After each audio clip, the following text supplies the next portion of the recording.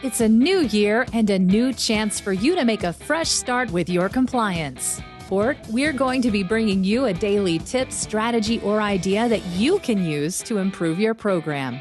Here's your host, Tom Fox, the Compliance Evangelist. Day 4, moving compliance tone down through an organization.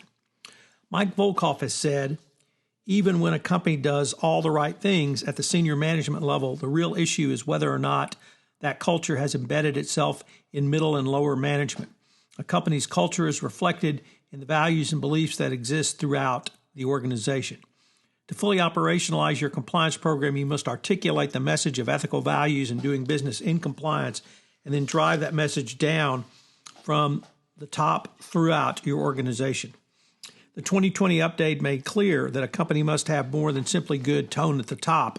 It must move the tone down through the organization from the senior management to middle management into the lower ranks.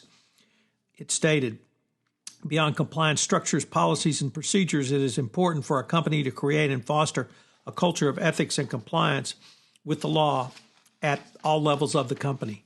The effectiveness of a compliance program requires a high-level commitment by company leadership to implement a culture of compliance from the middle and the top.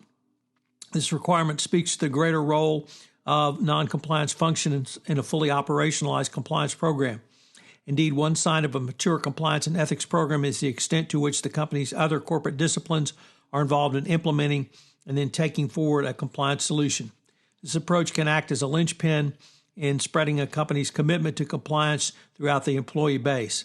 It can be used to connect the dots in many divergent elements of a compliance program. What should be the tone in the middle? What should be middle management's role in a compliance program? The role is critical because the majority of company employees work most directly with the middle rather than the top management, and consequently, they will take their cues from how middle management responds to a situation. Perhaps most importantly, middle management must listen to the concerns of the employees. Even if middle management cannot affect a direct change, it is important that employees have an outlet to express their concerns. Your organization should train middle managers to enhance listening skills in the overall context of providing training for their managers' toolkits.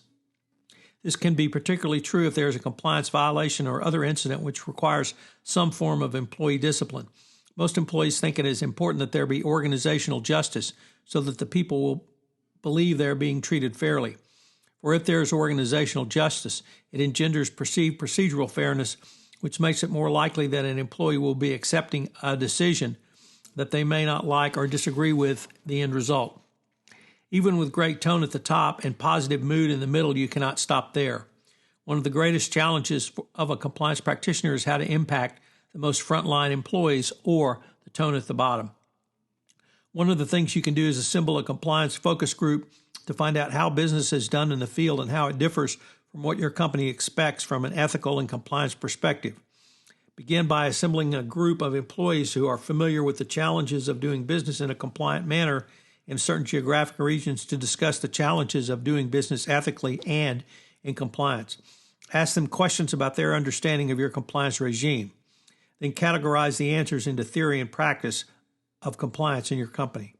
From this, test what is real in theory and practice. You can check and see which employees are promoted regularly, those who do business ethically and in compliance, or those who meet with their sales quotas every quarter. After you have internally tested, reassemble the original group and have them consider the beliefs that they were articulated in the context of how your compliance model is subsequently tested. Lead a discussion that attempts to identify what is different in practice and from what was discussed in theory. From there, you can move from theory to practice to fully operationalizing your compliance program. Finally, in the feedback step, test how more fully operationalized your compliance program has become. These tests can be accomplished in the regular course of business or through a special project with a special team and separate budget. By engaging employees at this level, you can find not only what employees think about the company's compliance program, but use their collective experience to help better design a more effective compliance program. Employees want to do business in an ethical manner. Giving employees a chance to engage in a business the right way, as opposed to cheating, will win their hearts and minds almost all the time.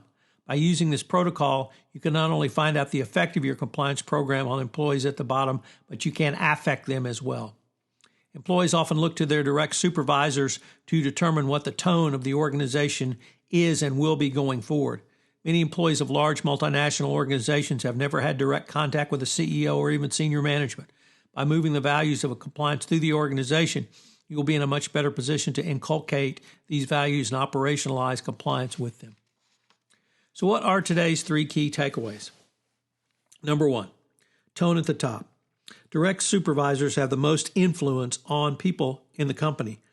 But more than that, they also are the ones that employees want to go to report a transgression, a perceived infraction, or really anything else. And if you have a good middle management and provide middle management with a toolkit, you'll have a much better speak-up culture.